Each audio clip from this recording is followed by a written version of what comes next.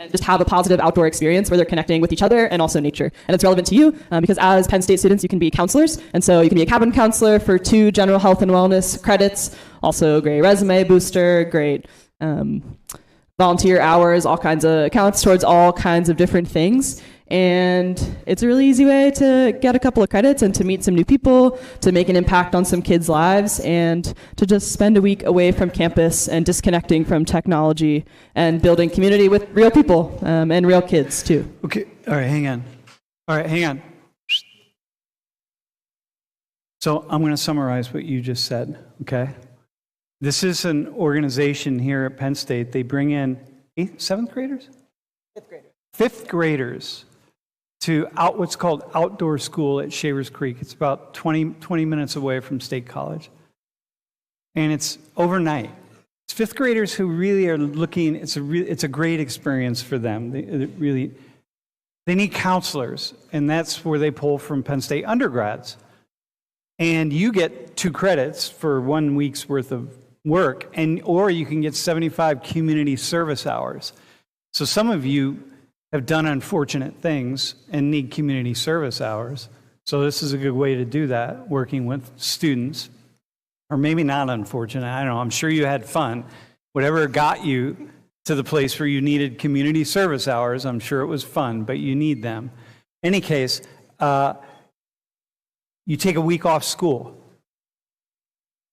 And most of your professors are cool with that, and we work it out. So if they're interested, they can get one of these down here. Yeah, if you're interested, there's flyers down here. That QR code will take you to the website, I believe. And there's also some flyers up there.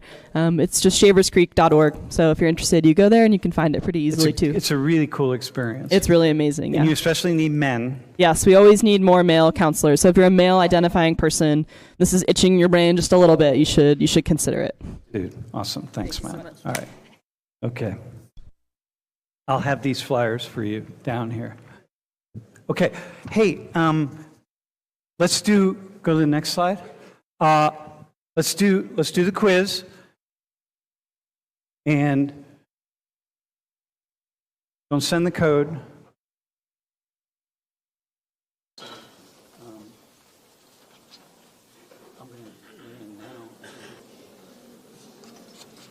Hey, let's go, bro. I think we have four volunteers, so bro, I won't use you. Okay, yep. And wait, where's Julie? You can just have a seat up there. Wait, where's our other 2 volunteers? Where'd our Oh, there you are. Okay, man. And bro, you're on. Yeah, you're on. Okay, the 4 of you. Dude, yeah, you get a sticker. She needs. Hey, so can you? We're going to start with you. Can you have a seat? Introduce.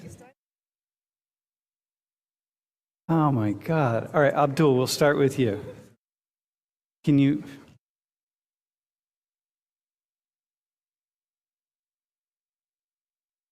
I'm a freshman and a computer engineering major. You're a freshman from Kuwait. Yes. Okay.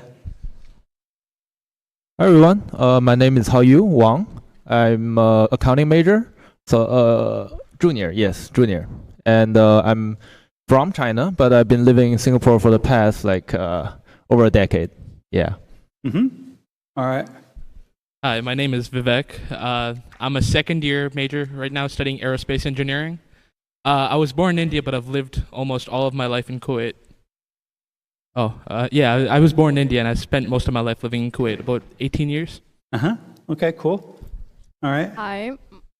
Hi, my name is Julie. I'm a sophomore studying biomedical engineering. Originally from Egypt, but I've lived almost all my life in Dubai. In Dubai. Mm-hmm. And we just pulled you up today. They just told me. Just said, hey, you're going to volunteer today. You're going to volunteer. Awesome. Man. Hey, so here's what I want to do. I want to have the inverse of the class that we had on Tuesday. And on Tuesday, we talked about homogeneous cultures, okay? Were you all here on Tuesday? You weren't here? Okay, well, we talked about homogeneous cultures. We talked about cultures that have very few people who are born, or societies, countries, right? Where very few people are born outside of that country. And in particular, two of the volunteers were from Korea and one was from China. And in Korea and China, almost everybody, meaning like 96.5% to 97%, have Chinese or Korean ancestry. Now, that means something different in China because there are different ancestry groups. So most people you meet in China are Han Chinese from that particular culture or ethnic group. But most people, when you see Koreans, so we talked about this, they're Koreans. You kind of have a real sense of who they are. But you all have experiences that are very different from that. So we are, can we go to the first slide? So for example, proportion of foreign-born residents. And, UAE, so this is UAE. Where are you a citizen? Where are you a citizen, actually? In UAE? Dubai, yeah, okay, I got you. Yeah. All right. So you were born in Egypt, but you have citizenship. I don't have the citizen, I just live there, but I don't have, they don't live there. Yeah. Hold the mic really close. Yeah. Okay. So do you consider yourself Emirati? No. Yeah, you don't? I don't. What do you call yourself? Egyptian. Egyptian. Yeah. Okay, got you. When someone asks me, I tell them I'm Egyptian. Okay, got you. When they start talking about Egypt, I go I don't live there. I live in Dubai. Okay, so this is the very beginning of something, right? So look at UAE, has the highest, this is the country, the United Arab Emirates. This is the country with the largest number of foreigners living in that country as residents. So kind of not exactly even expats always, right? But, okay, so think about that. You remember Korea was, Cuba was less than 1%, and the Emirates is almost 90%. And then we have Kuwait. So, Vivek, go ahead. Yeah. Yeah, from my experience living in Kuwait, there's a lot of Indian people, especially. From numbers I've heard, just the amount of Indian expats you have living in Kuwait outnumber even the Kuwaiti population. Here, go to the next slide. Yeah. Okay, there are the numbers, actually. So non-nationals in Kuwait is 70% of the population. In Indians, it's about 33%, I think. So it's about the same number as Kuwaitis, yeah. When you say Kuwaitis, well, hang on. I'm gonna come back to you for a second. So the mere fact that you were, here in the United States, look, hang on. You're born in Egypt. Both your parents are Egyptian? Both have Egyptian passports. Yes, and I have an Egyptian passport. You have an Egyptian passport. And we think about how, if you came to the United States 18 years ago and you lived 18 years of your life would have here, had the... you would have residency of some sort. You would have an American passport. Yes. Okay? But that's not easy to do with the Emirates. No, it's not easy. It's very rare there. They don't just give their citizenship or their passport away. But at the very least, you would call yourself, the fact that you call yourself Egyptian, you lived basically your entire life in Dubai. Yeah. You're not Emirati Egyptian or Egyptian Emirati, you're just Egyptian. I'm just Egyptian. Which says something about the Emirates, right? So were you born? I don't think he calls himself. No, I don't. Kuwaiti. I was born in India. Yeah, I spent the first year of my life growing up in India with my grandparents. Okay. My dad worked in Kuwait mostly, and so after that first year, we moved all to Kuwait. You all moved to Kuwait, and you consider yourself what? If I ask you what's your nationality? I'd consider myself Indian. Yeah. Indian. So the two of you are very similar, right? Actually, all my friends back home, in Dubai, not a single person would if they're not originally Emirati, they wouldn't call themselves Emirati, Lebanese, Palestinian, Jordanian. They won't add the Emirati part to it. Mm-hmm. Which is, can you go back a slide? So just look at Kuwait. That's 28%, 27% basically of the population is Kuwaiti, would be considered native or national, Kuwaiti national, right? Yeah. So that's my experience in Kuwait, right? I've spent a fair amount of time in the Gulf countries, Kuwait, Qatar, the Emirates and so on, right? So, yeah, this is just so many international folks. Okay, so go forward one, Kuwait. I want to just play, I want to go to a, okay, for just blacken the screen for a second, okay? Or actually, go back one. Don't blacken it, just go back one to that number of the percentages. Yeah, okay.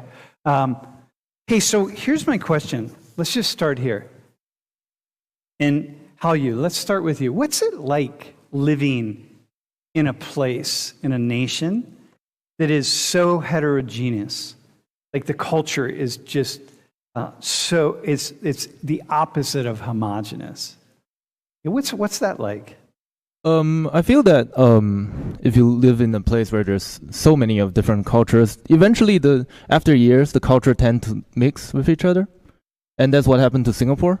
And essentially, there isn't like a Indian culture, Chinese. There are like certain areas that people races still keep their own culture, but what happened eventually was that people created a culture called Singaporean culture, and in Singapore, people speak English a lot different from what we do. We call it Singlish. And the language... Wait, what do you call it? Singlish. Singapore, Singlish, yeah. Okay, it's like the unique Singaporean version of English, which sounds very British, though, right? Because it was a British colony. Like Singlish. And we notice in the Singlish language, there's a mixture of different languages. Be it Chinese Mandarin, or Chinese dialects, or Malay, the Malay language, or Hindi, Tamil, just all mixed in it. And there's a dish in Singapore actually called rojak. Rojak is a mixture, it's like a salad, like mixture of different like pineapples, potatoes, etc. And we call ourselves rojak people because we are essentially just a mixture of everything. Wait, how do you pronounce that? Or how do you spell it? Rojak, I think. Rojak. Rojak. Okay. So it's you. So wait, what do you? So you call? Where were you born? China. You're born in China, and then you moved to Singapore when I was 8. When you were 8. Yeah. And if someone says, "Hey, where are you from?" You say China? Singapore. I'll say China. Yeah. Yeah. And if I say, "Hey, what's your culture?" What's your culture? I would still say China because most of my norms, my identity, my like morals and values, they're more still Chinese. But it's an interesting comparison to my little brother, who is 7 years younger than me. So I came to Singapore when I was 8. So he was 1 when he moved to Singapore. So his culture more conformed to Singaporean culture than Chinese culture. And that for you, but you just said Singaporean culture is this incredible mix, right? Yeah. So you mean, what does that mean in actuality in terms of him, like his thinking and behavior? If he's more adapted to Singaporean culture than Chinese culture, what does that mean for him? It means he is, for example, he is a lot more open. He's more extroverted because the Chinese culture is one of the most introverted cultures among the different cultures that mixes in Singapore. So I am more introverted. He is more extroverted because they have so many different factors that would change his thinking, the way how he thinks. Hey, okay. Yo, man, that's wild. Okay, and we were brought up in the same household. Dude, that's wild. Okay, hang on. Can you go forward a slide and go forward? Hang on, go back. I just want to just show you this with Kuwait, right? So, like, you really see all the nationalities in Kuwait. This is a melting pot of a space, right? Go forward. I just want to show you Singapore, just in case you don't know where Singapore is. So, right on the southern tip of Malaysia, right? It was a British colony. And so, you're right in a sense between Malaysia, Indonesia, China, like all these spaces coming together. Go to one more slide. I want to show you this so people can have a sense of this. So here, this is the language breakdown that I just pulled off. So English, Mandarin, quick question for you. I want to just stay with you for a second. Like, how much are so go back to your what does your brother speak? English and Chinese Mandarin? and English, Mandarin and Yeah? English. Okay. But he's definitely more proficient in English than Mandarin than me the otherwise. So for you, it's Mandarin more than Proficient, English. yeah. Yeah, but dude, I mean, how's his English? Is it okay? It's acceptable? Okay. So, all right, go, Abdul.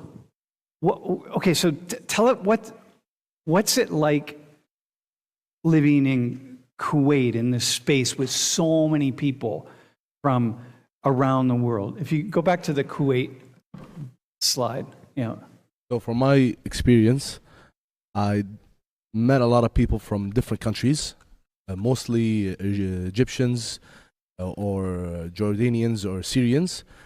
But in the school that I went to, there weren't many. There were mostly Kuwaitis. So you are a Kuwaiti national, right? Yes, I am. Hold the mic a little closer. Yeah. Okay. All right. Go ahead. And I saw them in like extracurricular activities. So I would go to a basketball club. I would see a lot of them there. I would go to maybe an after-school activity. I would see a lot of them there. But in my school itself, there weren't many. Okay. So when Vivek says, "Hey, I was born in India, but I spent my whole life in Kuwait," do you see him as Kuwaiti or do you see him as Indian? Like, how do you see him? I mostly see him as Indian because I associate a person's nationality with his ethnicity and with what passport he holds.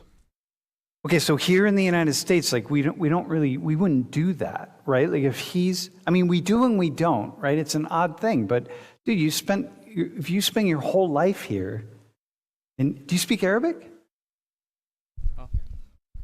I know words and phrases. Like we had Arabic class every year. I'd forget it every summer, but I know enough to just recognize a few words. So if do you speak Arabic? Are you well, yeah, because yes, you're Egyptian. I'm originally Egyptian. But you speak Egyptian Arabic, right? So yeah, there's different dialects. I speak the Egyptian one. But have you kind of picked up the Emirati dialect? Like I understand it, not fully, but of course I understand it and I know what it's saying, and different dialects because I know the Jordanian, Syrian, Lebanese, all those like dialects. But so, I speak the Egyptian one. Yeah, but so if it's for people who don't know, I mean, everyone says that Egyptians speak like a really unique version of Arabic, Arabic, yeah. Arabic, yeah. It's like unique-ish. It's weird. Like people know who the Egyptians are when they encounter the Egyptians. Anyone like who talks in Egyptian dialect, you can tell if he's Egyptian or not, or she's Egyptian or not. Okay, so Vivek, so Abdul is saying like, okay, you have not spent a lot of time around people who are not Kuwaiti nationals. I mean, you did kind of engage, but not. Do you have any close friends, people who are not Kuwaiti nationals? I have some friends, but they're not close to me. I have a couple of friends who are Egyptian and a friend who's Lebanese. So you're 30 Kuwaitis. You are 30% of the population of Kuwait. 30%, man. So just think about this in a place like the United States. Dude, think about Korea, okay? Where you're 97% of the population. This guy is, imagine 30%. Imagine you're Koreans and you're living in the peninsula of Korea. Remember, think about last class. And yet, the vast majority of people that you interact with, 7 out of 10 people you engage with day after day, are not native indigenous Koreans. They're from outside of Korea. And so this is your experience, right? So I think a part of that is due to the culture back home. So even if you can see over here, when a lot of Kuwaitis or a lot of Arabs come out to study abroad, they usually hang out with people who are Arab or from the same country. Yeah. And I've seen it here with a lot of Kuwaitis who graduate and they only hang out with Kuwaitis. So why is that? What would you say? What do you think? What do you think is behind that? I think because of the culture and the traditions that we were brought upon, it's kind of hard to come out here and to get to know people and to kind of understand their traditions and cultures. It's kind of hard for people who are in another country for 18 years and in a Middle Eastern country who's not westernized a lot. So when you come out here to the US, it's kind of difficult to get to know other people who don't share those values, those morals, those traditions. So, Vivek, who do you hang out with here at Penn State? I've got a whole bunch of friends. They're sitting right here. From where are they from? Where are they from? My roommate's American. I hang out with him very often. I've also got 2 friends I graduated high school with, both from Kuwait, a Kuwaiti guy and also an Egyptian dude. Kuwaiti and an Egyptian guy. Yeah. Right? And how about because there's so many Indians, from, like, you're really connected to Indian culture. That's like a 50-50.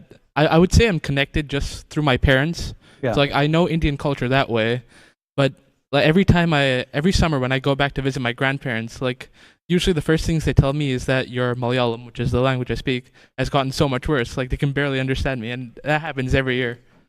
So you've then become this person. So you got thrust out of your culture. You go to Kuwait.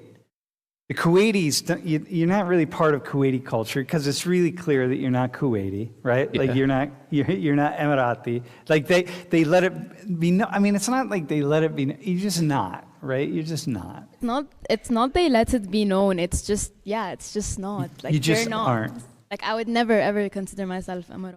No. But do the two of you ever really want to be part of like Kuwaiti or Emirati culture? Like, are you trying to really? Have you ever really tried to do people like you, right? These foreign nationals, right?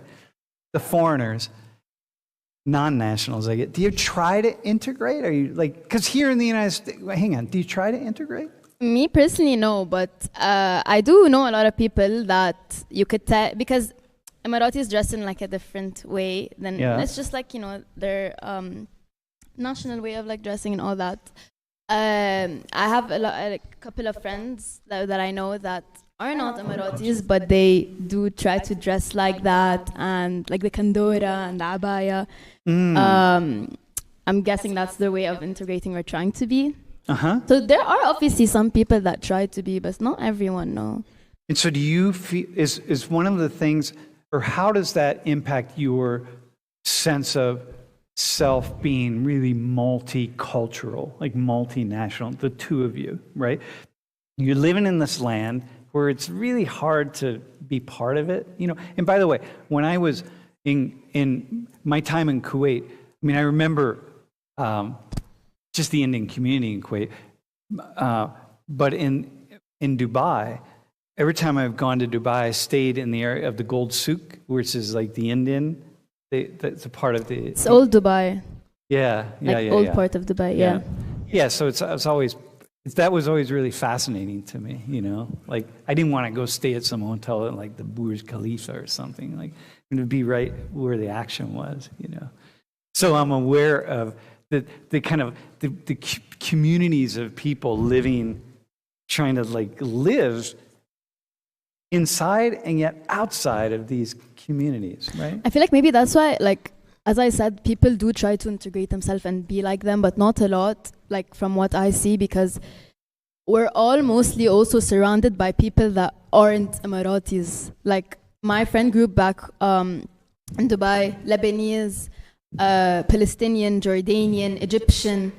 So, like, that's what I'm, like, not everyone is trying to change, because almost everyone is not from there. It's not from there, right? So no one's really like forced or trying to fit in, because it's just like everyone's fitting in because it's a very multinational place. Yeah, like why would you? Like you're different, I'm different. You're different, everyone's different. Yeah. Why would you try to be? Yeah, like like, have you been to Dubai, bro? Have you? I've been a couple of times. I mean, you know, right? You go. Have you've been to Dubai?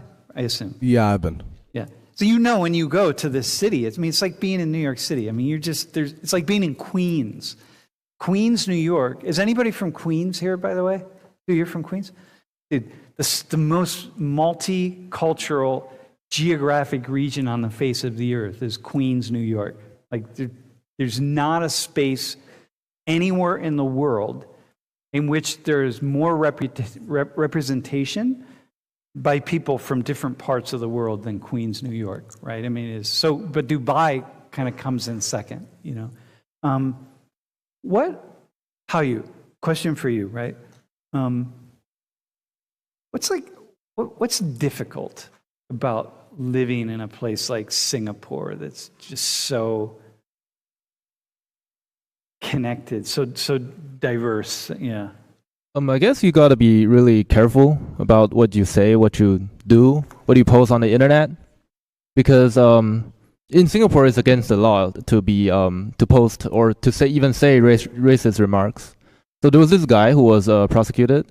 He was jailed and fined, I think, for passing anti-Christian remarks on the YouTube video. So you gotta be really careful. Like you're around all sorts of different people. They have different cultures. They have different religions. Maybe you don't agree with those, or you don't believe in those yourself. But you got to be really careful about it, respectful. Okay, so here, hang on. Let's flesh this out a little bit. So here in the U.S., we're currently in the middle of this anti-woke, anti-DEI. Diversity, equity, inclusion, DEIB, right? Belonging. This movement, right, where people are pushing back. Like there are all these rules in the U.S. saying, like, hey, you got to be really open toward other people, and if you're not, you know, you really, you catch holy hell, right? But nobody is going to get arrested by saying something that's anti-Muslim in the United States or whatever, right? But in Singapore, what you're saying is one of the ways of kind of holding everything together, and I watched a video recently about this, right? One of the ways of holding things together is just to demand that people are very tolerant of other people around them. Yeah, actually, back a couple of decades, there were a lot of racial riots. Like Chinese would fight Malays or fight Indians. There would be a lot of blood spilled. And the government decided that there has to be an end to that. So they put in place very strict laws to control. Like the prime minister, that founder of Singapore, Mr. Lee Kuan Yew, he's always accused of, especially by the Western world, of being having too much, putting his hands too much into people's ordinary citizens' life. But his response to that was that had I not done that, we wouldn't be here. You mean as a country? Yeah. Things would have divided and fallen apart. Without those laws, as we have seen like a couple of decades ago, if people were to act their natural self, we see riots. We see a lot of killing, blood spilled, injuries. But my theory to that is that sometimes people cannot, they don't deserve the freedom. They have to be controlled in some way. So in a way, what you're saying about that control, which is really interesting, is that like here right now, what do you think about what you see in the United States about all the people hating on other people and how is that for you? I guess there's always two sides to everything. You guys in America obviously enjoy the perks of having freedom, but there's a price to pay for that.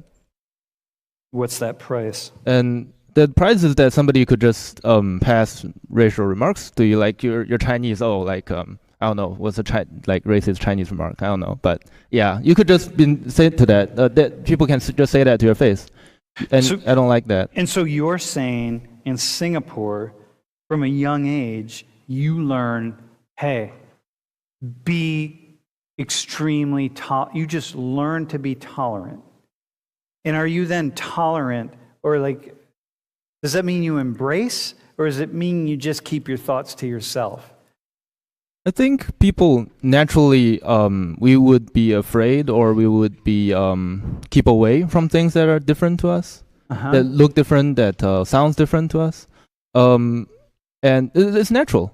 But you have to be taught that you shouldn't judge by a book by its cover. Okay. So it's like Sesame Street in the United States, right? You got to go back to Sesame Street. We have like talks and workshops. We have a racial harmony day. Come on. Yeah. Every year, racial harmony. Racial Harmony Day? Is Day, it just yeah. a day? Racial Harmony Day? Yeah, we would like as a elementary school students, we would dress in, even middle school and high school, we would dress in other people's cultures clothes. Oh, really? Yeah. And people like, the kids really enjoy Yeah, that? the kids enjoy that. It's not like, they don't see it as a stupid, snarky No, thing. no. It's like, Yeah, I dressed as Indian before. Right. Yeah, my friends dress as like Chinese. Oh, dude, that's awesome, man. I think it's Singapore. Hey, how's the racial Vivek, I want to go to you, right? Because you're Indian, working, your family's in Kuwait. How's the racial? Wait, hang on. I could go to Abdul. I should go to him first, actually. How's the racial harmony in Kuwait? Because I'm looking at like all these different groups here. Like, what would you say as a native Kuwaiti? So, in my opinion, as for racial harmony, there are many situations that expats have experienced racism, and I don't think that really associates with the whole of the Kuwaiti citizens. And most expats are respected. Most expats are given their full dignity and have the right to work and live peacefully in Kuwait. So for you, from your perspective, as one of the 30%, and it feels harmonious. Yes. Do you feel? I mean, I remember when I was in Kuwait, in the Emir. What year were you there? I was there in 2014, 15 maybe? Are you trying to remember which emir it was? Yeah, no. I'm just trying to think. I'm trying to think. Every Kuwaiti family got like $15,000. They just got it. Everyone did it.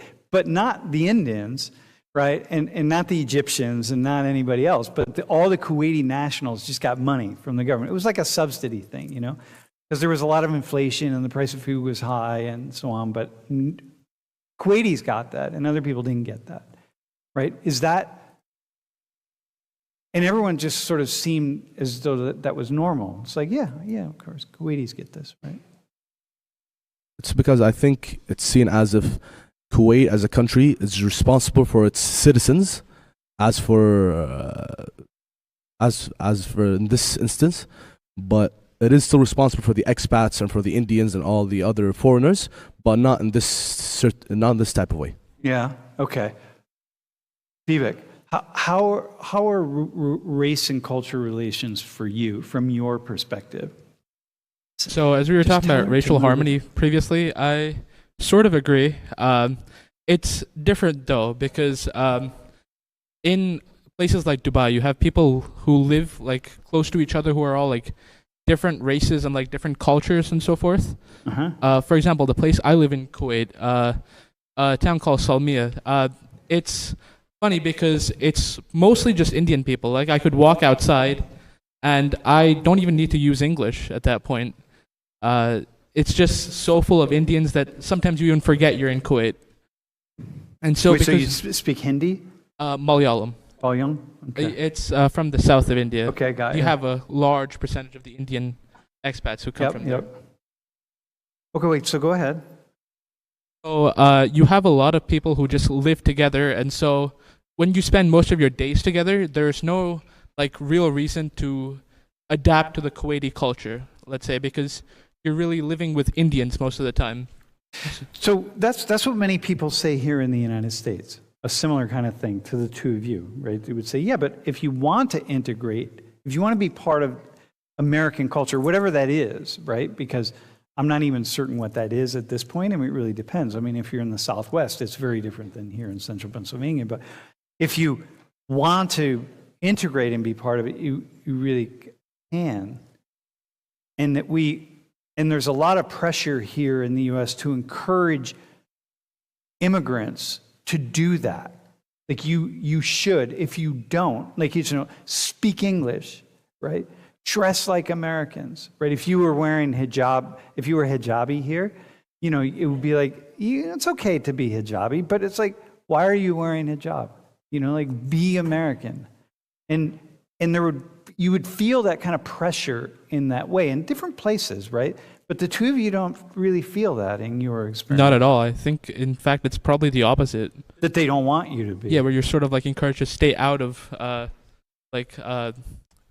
very Kuwaiti culture, as in like it's reserved for them, basically. Reserved for them, like that payment for food, the $15,000 or whatever it is. Yeah. Well, it's sort of normal because it happens on like a regular basis. That's not like the first and last example of stuff like that. Okay, but still, living in Kuwait like you were, and again, looking at all these groups, you still felt like you were living in this really immensely multicultural world. Yeah, so for example, if I were to go out to like a shopping mall, I could walk past, see any group of like, I could see Kuwaitis, Indians, other expats walking past me. I can see people in U.S. Army uniforms walking past. Yeah. It's pretty common to see people from everywhere.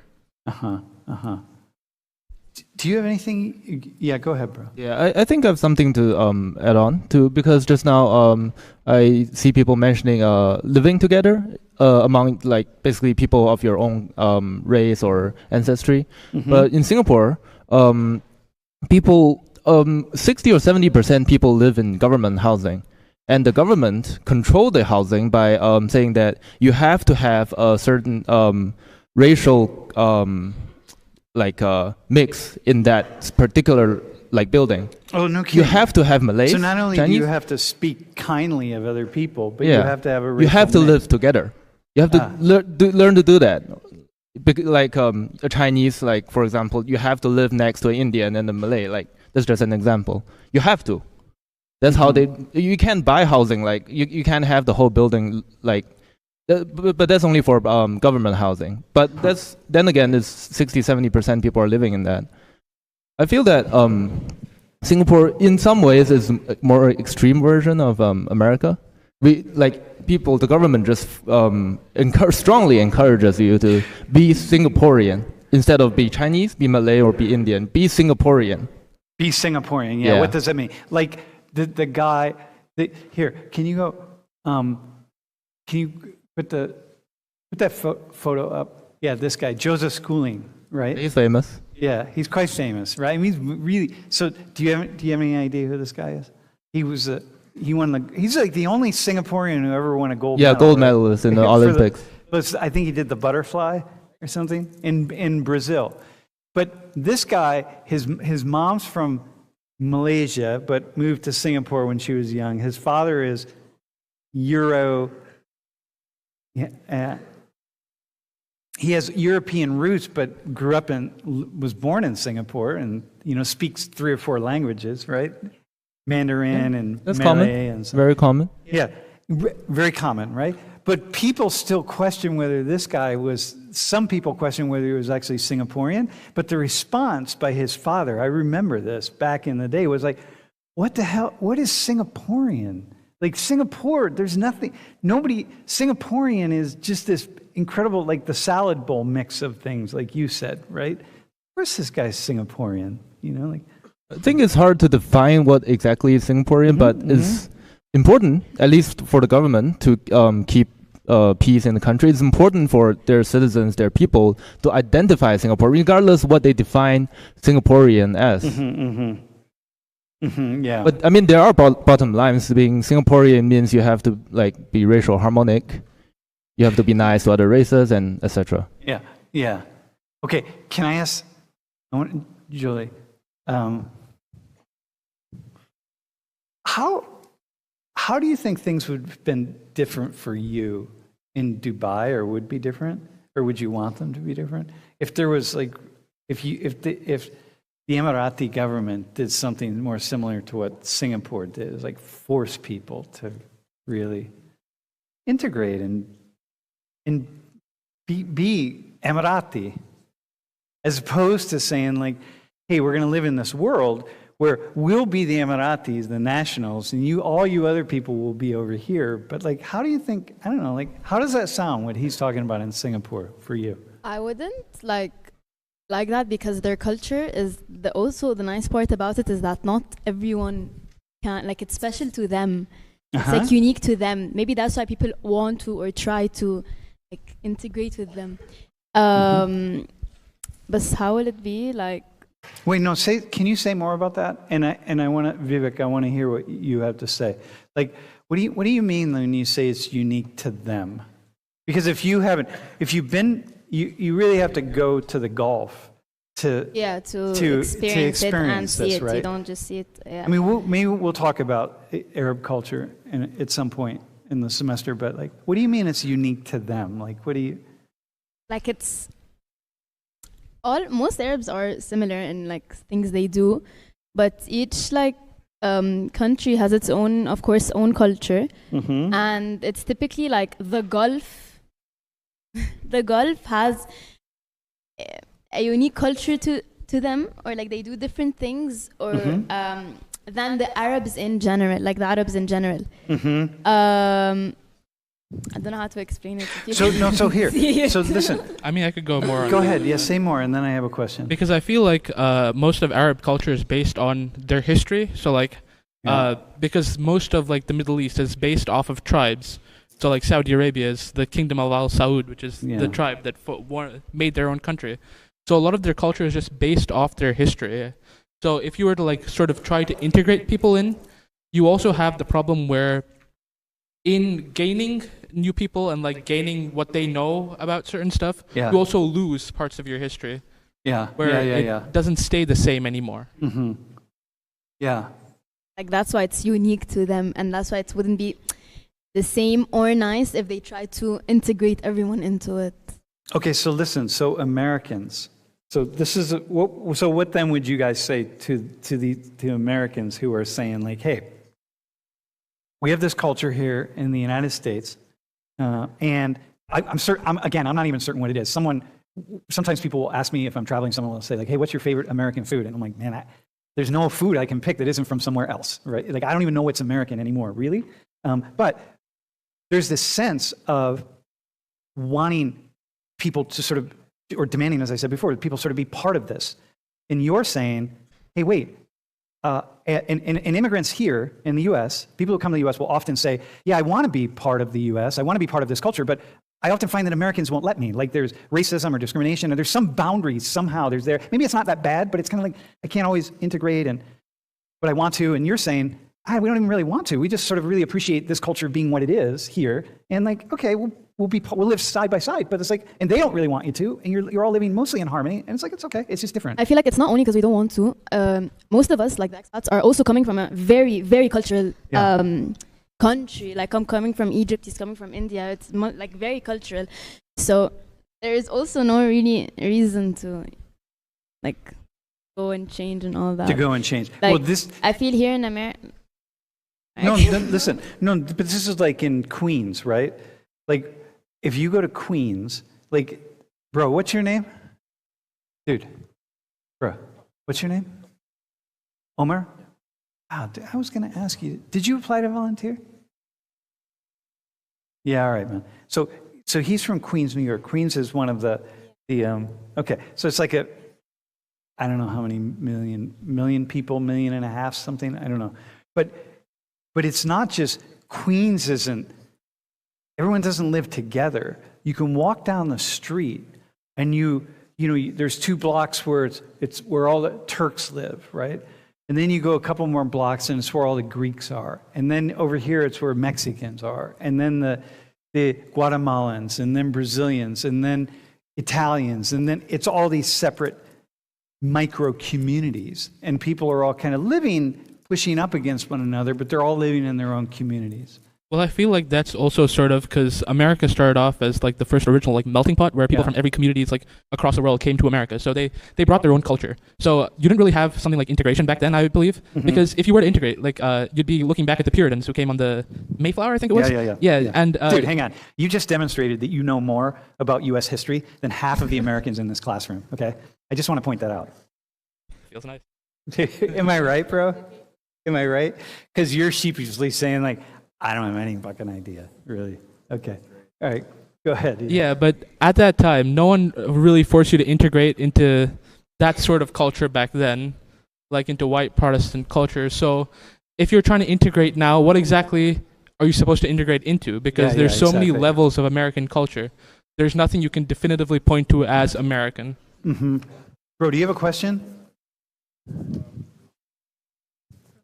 We have a couple from the stream. Okay, go ahead, bro. So, my question. G-Dog has a question here. As a fellow man who also grew up in a very diverse world, I wanted to ask, like, how do the countries, the diverse countries that you guys are from, manage the, societal like hierarchy economically? Because if there's immigrants from all different parts of the world, there are bound to be immigrants from the richer side of the world and the poorer side of the world. Yeah. And those immigrants who come to your countries are bound to be much more affluent than those of like, some of the lesser fortunate, or even like the native population.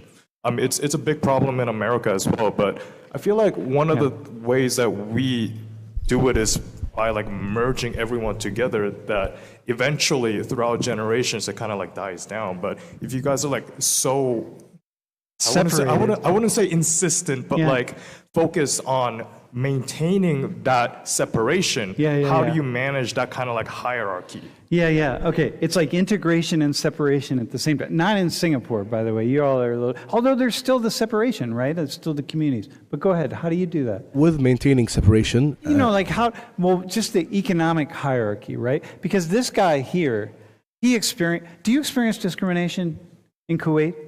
How much do you experience, actually? I'm not going to say do you. I know you do. How much do you experience? Well, personally, to me, it's not that often, but like I've heard from other people that it's fairly common. Like, especially like if you're looking at like expats who come from America, like light-skinned people who are white, you usually get favorable treatment over like people who come from Asia, like Indians.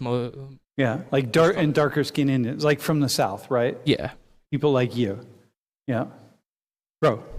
So with the hierarchy, the social hierarchy that he was talking about, so I've seen many expats in Kuwait who have reached that high class in Kuwait. Yeah. They're surgeons, they're doctors, they're engineers, they have their own companies. But I do believe it's kind of harder for expats, since coming to Kuwait usually means you're coming from nothing. Why else would somebody leave his country, his family, other than to make a living for himself? Yeah, you're either coming with something, which is why a lot of people coming here. Like, for example, in the United States, so many Africans who come here with being highly skilled, highly talented Egyptians. The Americans with some of the highest rates of education, of college graduation, and so on, are Egyptians who come to the United States. The Egyptian American community is just phenomenally, educated and advanced, and same with Africans here. Yeah, so that's why, because most expats come with nothing. So most Kuwaitis that you can see that are in the higher social hierarchy, it's due to them being generations of wealth. So it's not just one generation. Okay. Do you have a question from the stream? Okay, so how do you think the push for DEI initiatives has impacted the development of relationships? When you guys, let me ask you this, right? Especially how you. Like, there's this push here for all this diversity and equity, like Penn State, we're always putting these programs on to teach about diversity. It's like a diversity day. Racial Harmony Day. Racial Harmony Day. That's every day in the U.S., right? There's somebody doing something for racial harmony here, at a place like Penn State or whatever, and like, how, and the question is like, how does that promote racial harmony? And like, hang on, I had a question. Like, what do the two of you think about that? All this diversity initiatives. Well, you did mention like Race Harmony Day, where like you want to maintain cooperation so that people live together. Yeah. But the problem that I feel, especially with like initiatives like this, is you're considering people based on more than their merit. You're basing them off of their merit plus their culture or their race. And I think like if that plays an effect of like what you do or how you end up, like that's bound to create like some friction between like relationships at that point, where if you meet someone, maybe one of the things they could point to was, oh, you weren't as skilled as me, but you made it this far. So maybe there's some way that it happens in Kuwait that actually might be better for us in the United States. Just kind of let people be in a certain, like separate a little bit, let people live in kind of separate communities, stop pushing the... Yeah, exactly. If you were to consider people base them simply off their merits instead, would be like, I feel a better solution than pushing for something so hard. Yeah. Because if it gets so big to the point that it's affecting like what you accept people with, so like what kind of qualification somebody has, that's bound to lead to some All problems. right, let me ask you this. Do you feel more welcomed in Kuwait or and you've only been here for a couple of years, right? Yeah. But just from what you feel here, is there a difference between how you feel welcomed or embraced here versus Kuwait? I would say I feel more welcomed here. Yeah? How about you? I feel more welcome there, not here. More welcome there? What would you need to be more welcomed here? Yani, I feel welcome in both places, but there for sure more. Just also maybe because I'm Arab as well. Like here, it's look, you got Christopher, I heard that yani right there. How do you say what? yani? Yani? Yani. You got Uggs on? Or wait, are those actual Uggs? Yes. Is that an Emirati version of Uggs? No, I bought it from here. Oh, you bought them here? No, Okay. but I never bought this in my life. I came here and I bought it, but just for the cold, of course. I don't like how they look, by the way. Yeah. No.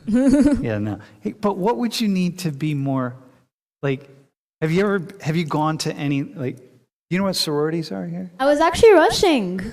You were rushing? I was, and Which I got one? dropped. You got dropped? I did. Who dropped you? Wait, call him out. Who was it that dropped you? No, with all respect, it's fine. I'll be respectful here. Yeah, okay, don't call him out. Damn, wait, you just rushed now or last year? Because rush is happening right now, isn't it? It's finished. Like bid day finished? happened. Yeah. You didn't get a bid? I actually got dropped on bid day. Wow, damn, dog. Yo, what up? Yeah. Did you go to any sorority? Look, come on, she's got the Uggs. She gets everything. She has straight hair. Straight hair. Straighten my hair. Straighten her hair. Straight My hair hair's is really- curly. we were.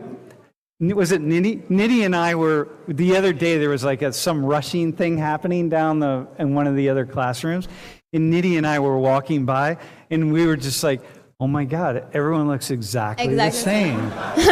Sorority I don't think I looked exactly like anyone, honestly. No, but I wouldn't have any idea you were Arab. You straightened your hair for it. Everybody had No, straight hair. I straighten my hair normally. Of course, I didn't straighten it for it. Yeah, not for that. Okay. Damn. Have you ever gone to a sorority party? No, why would I go to one if I'm not in one? Oh, damn, dog. Listen, man.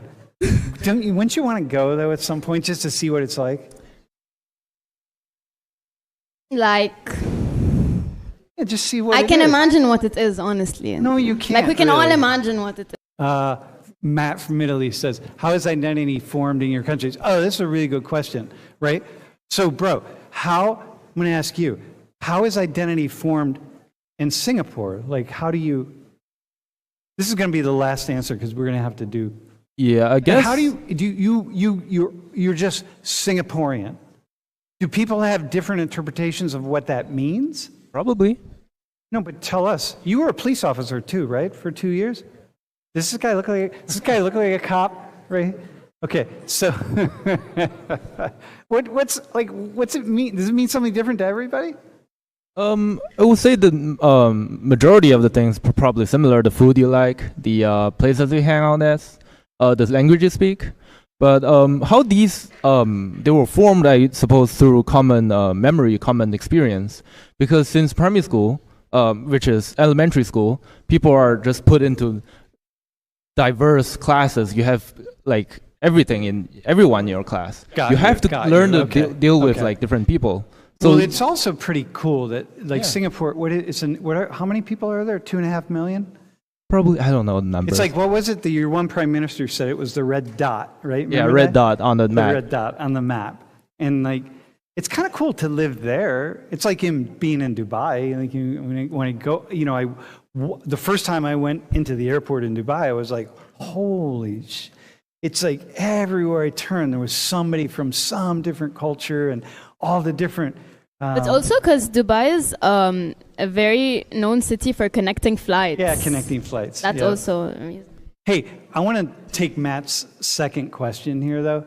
Is there necessarily something specific that identifies people living there, or is it more like, I live in? Like, bro, like I live in Kuwait as opposed to I am something. You know, you see the difference, right? Like I am American. I live in the U.S. But you guys, it sounds to me like at least the two of you like separate that somehow. I feel like to make that difference, like to go from I live in to I am, there has to be like some sort of effort made by both communities, like the community that's like trying to integrate and the original community as well, so that you can like sort of adapt the people coming. Oh, right. You have to adapt to people coming. Do you feel like that, bro? Do Kuwaitis ever feel just kind of annoyed at all of these foreigners here? That 70% of the population, like everywhere you turn, is foreigners? Or No, I don't think a lot of Kuwaitis do feel that. It's because most of the foreigners who are in Kuwait are the ones who helped build Kuwait. Dude, yeah, exactly. It's like in Qatar, man. Dude, Koreans. See, what my message for Korea has been, because I've done a number of talks in Korea about this, is that you have to start immigration into Korea more quickly. Because if you wait until there's a crisis, right? Now, Kuwait and Qatar and the Emirates and Saudi didn't wait till there was a crisis. It's just like once you had all the oil, man, you just want to build a country as fast as possible. So you have to get these immigrants to come and do the work, do the labor, right? Because you don't have large populations. But in Korea, the issue is if you wait till there's a crisis, then you get big waves of immigrants, and it transforms Korean culture tremendously. I feel like it's slowing down now, though, especially like in Kuwait, for example. Yeah. Like you don't get people coming to Kuwait as often. More often than not, they're leaving because, I mean, especially from like what I've been told by my parents. Yeah. Like you have rules coming in, like something called Kuwaitization, which is Kuwaitization? Which means at any employer, public or private, you've got to have at least something like 40% of your employees must be Kuwaiti. And you get hit with some sort of fine or some legal repercussion. And more often than not, people just end up leaving because, especially now, they've been like enforcing the laws like a bit harsher. So we've heard of people, especially who got deported. Got you, man. Especially my mom's boss actually got deported like a month ago or something. Yeah. Because they thought he was gay or something, and you got. Dude, what's this thing about gay people, bro? Like, just not in the culture. It's not in the culture. Nah, I got you. No, it is in the culture. I know plenty of Kuwaitis and Emiratis who are gay. Trust me. I know, but like I got on the front. Yeah, they just hide it really well. Well, some don't hide it that well, but nonetheless. If you're gay, you can have a really weak gaydar and see some folks. Bro, the Kuwaitization. Yeah, so the Kuwaitization happened, and it happened. Wait, hang on one second. I know you're thinking. Wait, hang on, dude. You saw that in Bahrain, right? Yeah. All right. So the laws about Kuwaitization happened due to the public sector not having a lot of Kuwaitis working in it because in comparison, Kuwaitis usually are paid more than expats. So it's in a businessman's perspective, it's much cheaper for him to employ expats. Yeah. It's much cheaper, and their work is known to be better than Kuwaitis. Yeah, got you. Well, this is why, listen, man, this is why here in the United States we have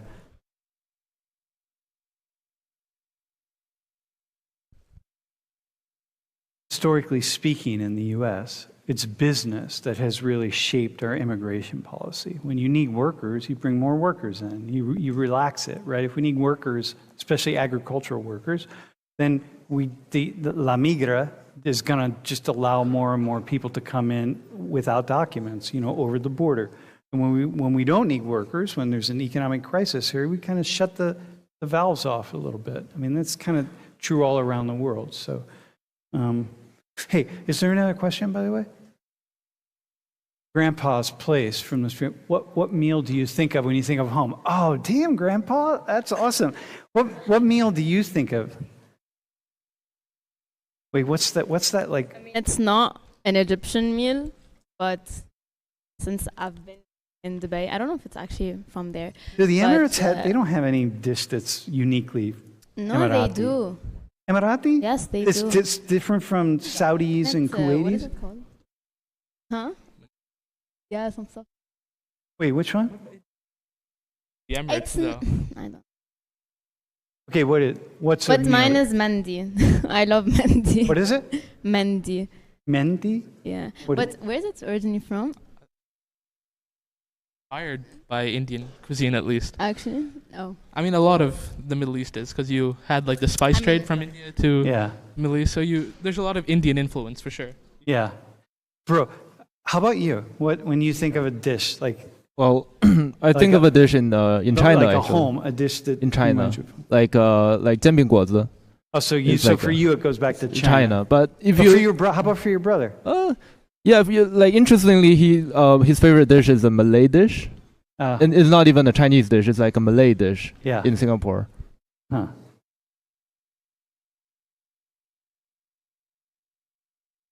Are there any uniquely Kuwaiti this is the final question. Are there any uniquely Kuwaiti dishes? Yeah, there is. I mean, but that everyone recognizes as a Kuwaiti dish, not that Kuwaitis have claimed like hummus or something, you know? I think there is. Yeah? Yeah, I think. All right, man. Dude. Listen, thanks. Wait, hang on. Thanks, you all.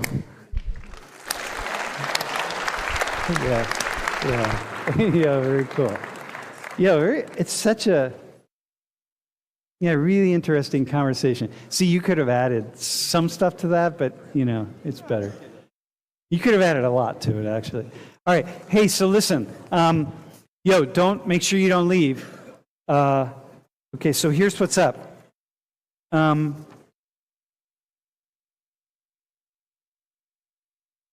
Yeah, you can cut the stream. Hey, can you go to the next slide? All right, so here's the deal. Make sure, can you put, up here? Make sure your selfie photo includes